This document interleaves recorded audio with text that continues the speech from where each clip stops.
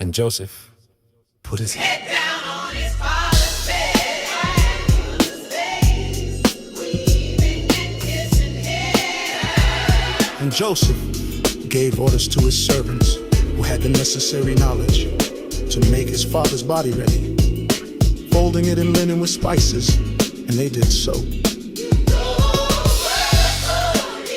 And the 40 days needed for making the body ready went by.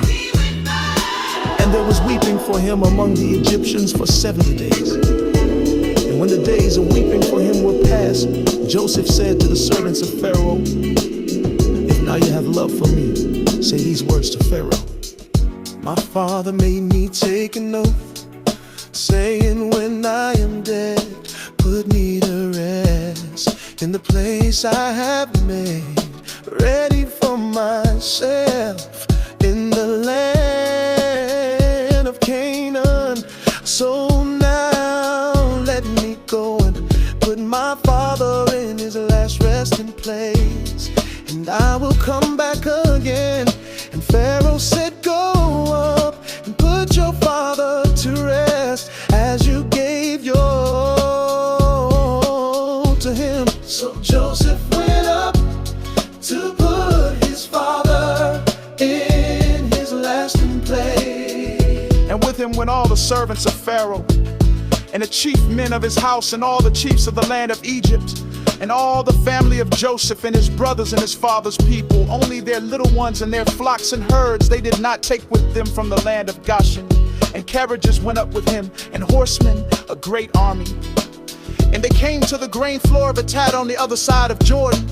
And there they gave the last honors to Jacob with great and bitter sorrow, weeping for their father for 7 days.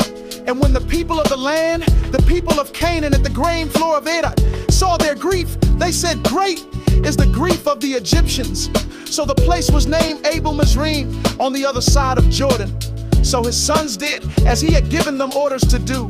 For they took him into the land of Canaan and put him to rest in the hollow rock in the field of Machpelah, which Abraham got with the field for a resting place from Ephron the Hittite at Mamre.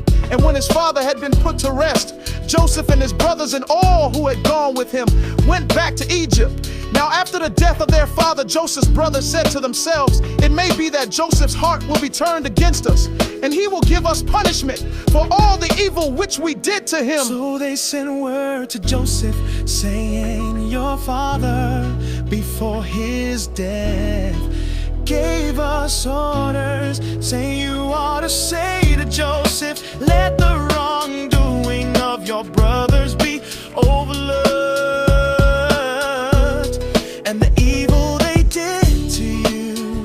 Now, if it is your pleasure, let the sin of the servants of your father's God have forgiveness." And at these words, Joseph was overcome with weeping. Then his brothers went and falling at his feet said, "Truly, we are your servants." And Joseph said, "Have no fear. Am I in the place of God? And for the future, As for you, it was in your mind to do me evil, but God has given a happy outcome, the salvation of numbers of people, as you see today. So now, have no fear, for I will take care of you and your little ones." So he gave them comfort with kind words. Now Joseph and all his father's family went on living in Egypt. And the years of Joseph's life were 110.